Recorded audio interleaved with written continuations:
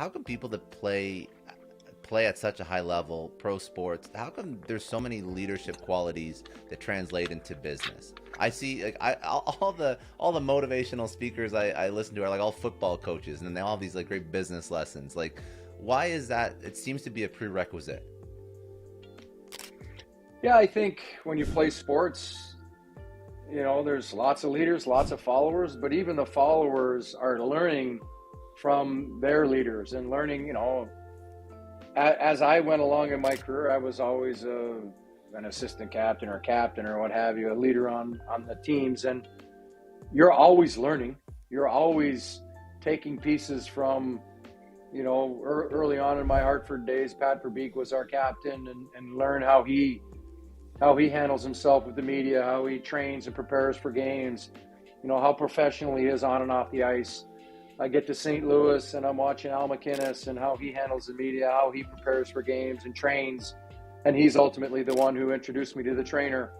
As I move along, I'm learning new things in not always being the intense rah-rah guy, but sitting back and kind of pulling somebody under your wing and saying, hey, is everything okay? Is there something going on off the ice? What's going on with you? Where you're kind of investing in them and getting an understanding as to what's going on in their life, and not necessarily just saying, hey, you need to be better. And I'm putting it all out there. You need to do, a lot of times there's a lot more under the surface. And as I got a little bit older, I learned that side of being a leader and that side of being a captain.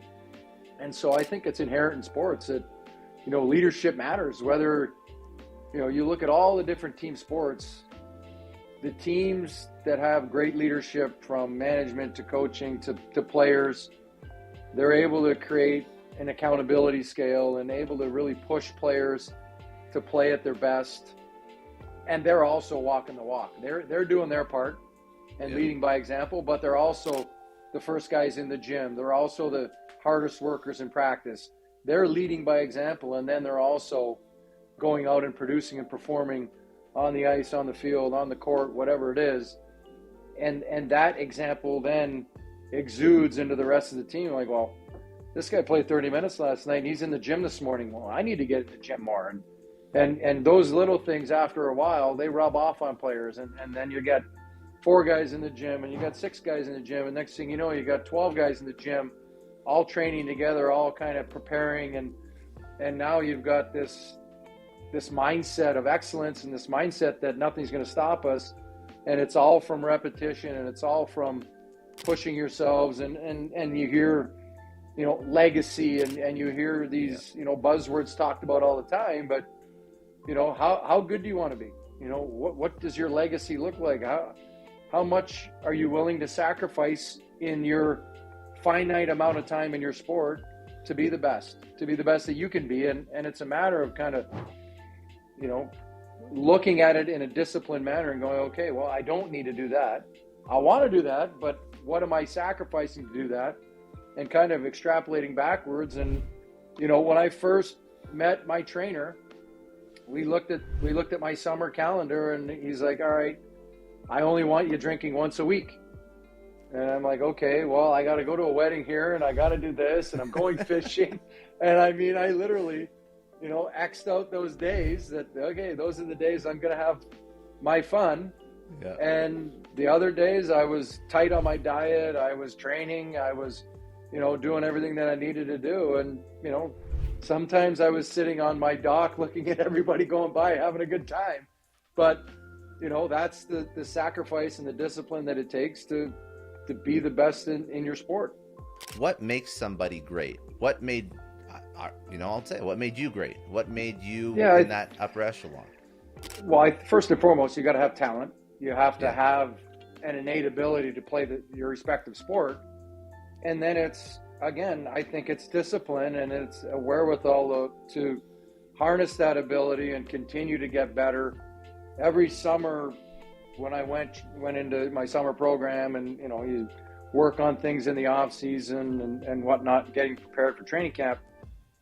If I was staying status quo, I was falling behind. Neutral is not good. You need to keep going up and improving, whether it's your fitness, whether it's, working on your weaknesses, and we all have them, and turning those into a positive and just getting everything incrementally better.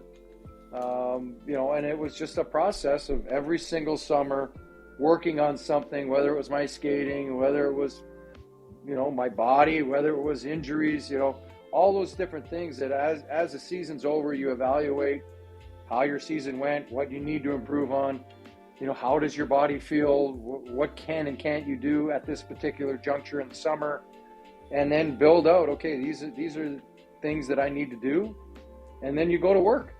I mean, it's that simple. It's putting in the time and the effort, having a work ethic, and understanding, some people think they're working hard until they start working next to somebody who is working hard. Mm-hmm. And a lot of it is your mindset. A lot of it is up top. There's lots of times where you're riding a bike, you're like, I feel like I'm going hard. And then you're like, kind of like Jordan did, I'd use little slights and just to piss me off when I'm riding the bike and push myself harder and, use those things. And the days where you maybe don't feel your best or you don't feel like working out, oh, this guy said this about me. Oh, he thinks I'm overrated. All right, well, I'll show you. All right. Yeah. And you use anything you can to kind of get you up, to motivate you to work harder, finish your workout stronger and push yourself at the end. And, as you get in better shape, you can push yourself harder and harder. And, you need a trainer, but you also need to be your own worst critic. And I think that also helped me I was my own worst critic. I didn't keep back patters around me and have the entourage around you giving you, hey, you're good, you're good, you're good. I wanted to be the best that I could be and harness my skill and talent. It took me a number of years early on in my career to kind of figure out how I needed to do that and what steps I needed to take to start, taking those next steps to being a great player and being consistent. I think you see a lot of young players coming to these leagues and they're really good, but they show flashes. And the hallmark of a good pro is showing up and being consistent each and every night. And that starts with practice, that starts with training, and that builds the base for the games. The games are the easy part. It's all the hard work and all the training and all the preparation before the game that actually makes the game easy. And so if you're a half-ass in practice or you're kind of not working out very hard, at some point it's going to show up in the games. And all these seasons are so long that, you're playing 82 games or baseball 162 games.